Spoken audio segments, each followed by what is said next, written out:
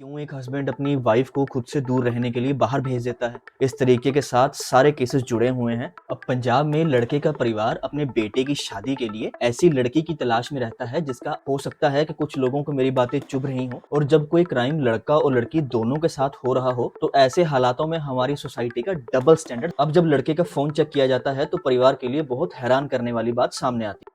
पंजाब में एक समय था जब हमें ये खबरें और किस्से सुनने को मिलते थे कि एक एनआरआई लड़के ने एक इंडिया पंजाब की लड़की से शादी की। शादी के कुछ दिनों तक उसके साथ रहा, फिर वापस अपनी कंट्री लौटकर चला गया और फिर कभी भी इंडिया लौटकर वापस नहीं आया। और उसने कभी भी अपने वाइफ को भी अपने पास बुलाने की कोशिश नहीं की। अब इन शादियों का मोटिव यही होता था कि लड़की के घर वालों को ये सपने दिखाए जाएं कि एनआरआई लड़का है, बाहर सेटल है, आपकी बेटी भी सेट हो जाएगी, और लड़की वालों से एक मोटी राशि दहेज यानी कि डौरी की निकलवाई जा सके। ऐसा नहीं है कि अब लड़कियां इस चीज का शिकार नहीं होती, अब भी इक्के दुक्के केस आपको देखने को मिल जाएंगे। पर अगर आज के समय की बात की जाए तो लड़कियां बराबर लड़कों के कंधे से कंधा मिलाकर चल रही हैं। आपको ऐसे केसेस भी देखने के लिए मिल जाएंगे जिसमें लड़का लड़की दोनों इंडियन ही हैं, उनकी शादी होती है, हस्बैंड वाइफ को फॉरेन में सेटल करवाने के लिए सारा खर्चा उठाता है, उसकी पढ़ाई से लेकर उसके रहने का सारा इंतजाम करता है। पर जैसे ही वाइफ किसी और कंट्री में पहुंचती है या वहां पर जाकर सेटल हो जाती है, वो इंडिया में अपने हस्बैंड से और उसके परिवार से सारे लिंक्स और कनेक्शन तोड़ देती है। अब देखिए, ऐसा नहीं है कि ये सिर्फ पंजाब में ही होता है, पर ज्यादातर ऐसे केसेस यहीं पर देखने को मिलते हैं। अब सबसे ज्यादा पंजाब के लड़के ही क्यों इस फ्रॉड का शिकार हो रहे हैं? क्यों एक हस्बैंड अपनी वाइफ को खुद से दूर रहने के लिए बाहर भेज देता है? जिन लड़कों के साथ इतना बड़ा धोखा हो जाता है उनके हालात कैसे होते होंगे, और सबसे बड़ी बात, जो धोखा करता है उसके खिलाफ क्या एक्शन लिया जाता है? अब इसी मुद्दे के बारे में वीडियो में आगे आपसे बात करूंगा, अंत तक बने रहिएगा। अब पंजाब के लोगों में कनाडा और यूके जैसी कंट्रीज में सेटल होने का क्रेज कितना ज्यादा है, ये बात किसी से छुपी नहीं रही। हर दूसरे लड़के या लड़की को यही लगता है कि वो अपना फ्यूचर सिर्फ फॉरेन कंट्री में जाकर ही सेट कर सकता है। अब इन कंट्रीज में लीगली एंटर होने के लिए एक प्रोसेस लगता है। अब इस प्रोसेस के बारे में तो डिस्कस नहीं करूंगा, वीडियो बहुत लंबी हो जाएगी, पर इस पूरे प्रोसेस के अंडर एक तरीका आता है स्पाउस वीजा। इस तरीके के साथ सारे केसेस जुड़े हुए हैं, ध्यान से समझिएगा। देखिए, आसान भाषा में बताऊं तो स्पाउस वीजा का मतलब है आप बाहर किसी और कंट्री में रहने के लिए अप्लाई करें इस बेसिस पर कि आपका पार्टनर, जिससे आप लीगली तौर पर मैरिड हैं, वो ऑलरेडी वहां पर स्टडीज या जॉब कर रहा हो। अब इस केस में आपको आइल्स करने की जरूरत नहीं पड़ती। आइल्स जो कि एक इंग्लिश प्रोफिशिएंसी टेस्ट है, जिसकी फुल फॉर्म है international English language testing system. अब इसको हम IELTS भी कह सकते हैं। अब पंजाब में लड़के का परिवार अपने बेटे की शादी के लिए ऐसी लड़की की तलाश में रहता है जिसका आइल्स क्लियर हो, ताकि जब वो उस लड़की यानी कि जो उनकी होने वाली बहू है, उसका सारा खर्चा उठाकर उसे बाहर पढ़ने के लिए या सेटल होने के लिए भेजेंगे, तो उसके साथ ही उनका बेटा स्पाउस वीजा लगाकर कनाडा या यूके में सेटल हो सके। अब इस चीज को कॉन्ट्रैक्ट मैरिजेस भी कहा जाता है। अब इस तरह की शादी में लड़का और लड़की लोगों के सामने आपस में जितना मर्जी प्यार शो करे, बट असल में शादी दोनों लोग अपना अपना फायदा देखकर ही करते हैं। लड़कियां इस लालच में रहती हैं कि हमारे पास शो करने के लिए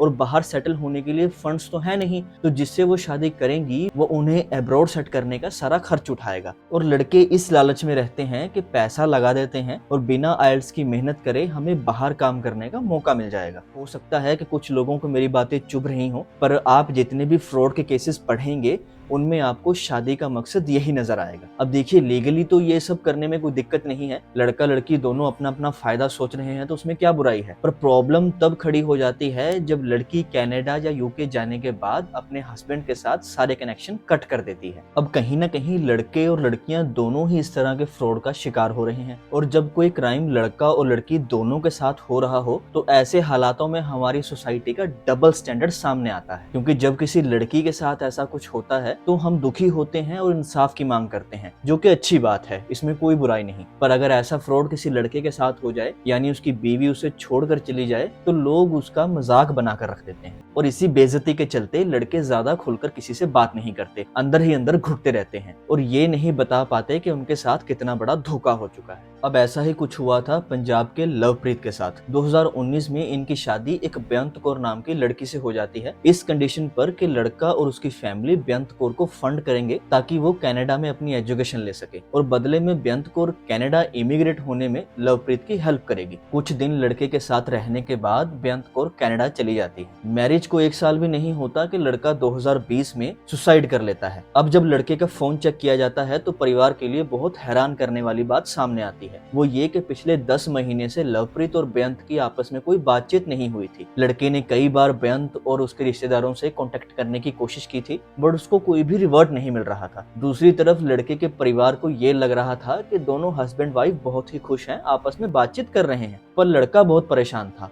और किसी को कुछ भी बता नहीं पा रहा था। अब परिवार के हालात बहुत बुरे हो चुके हैं क्योंकि वो लड़के को भी खो चुके हैं और साथ ही साथ अपनी बहू के ऊपर जो उन्होंने 37 लाख रुपए लगाए हैं वो भी गवा चुके हैं। अब सिनेरियो देखकर तो ये लगता है कि लड़की ने लड़के को धोखा दिया है, पर लड़की सोशल मीडिया पर आती है और स्टेटमेंट देती है कि मैं लवप्रीत को कोविड के चलते कनाडा नहीं बुला पा रही थी। पर न्यूज रिपोर्टर जब बेअंत और उसकी फैमिली से बात करने की कोशिश करते हैं तो उन्हें भी कोई रिस्पॉन्स नहीं मिलता। अब किसी के साथ इतना बड़ा धोखा करने वालों के साथ आखिरकार होता क्या है? देखिए, अब ऐसी लड़कियों के खिलाफ FIR तो दर्ज कर ली जाती है। अगर कोई देश छोड़कर चला ही गया है तो कानून भी कुछ नहीं कर सकता। इंडिया में बहुत सारे ऐसे लोग हैं जो किसी ना किसी के चीट करने की वजह से बर्बाद हो रहे हैं, बट एज अ सोसाइटी हम ये कर सकते हैं कि किसी का मजाक ना बनाएं। जिन लड़कों के साथ ये धोखा होता है ना तो वो ऐसे लोगों में आते हैं कि जिनका डिवोर्स हो चुका है और ना ही वो ऐसे लोगों में काउंट किए जाते हैं जिनके पार्टनर की डेथ हो चुकी है। वो मैरिड तो होते हैं बट उनकी वाइफ उनके पास नहीं रहती और ना ही रहना चाहती है। सारी जिंदगी उनको फाइनेंशियल लॉस और इमोशनल ट्रॉमा झेलना पड़ता है और लोगों की बातें अलग सुननी पड़ती हैं कि इससे अपनी बीवी नहीं संभाली गई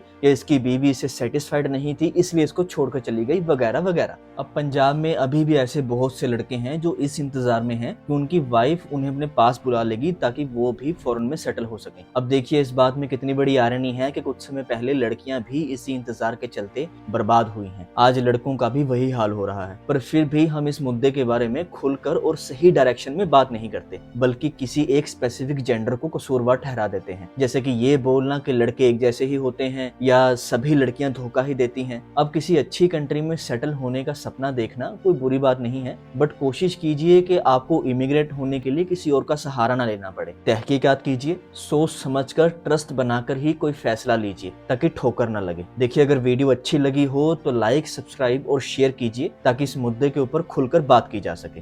धन्यवाद।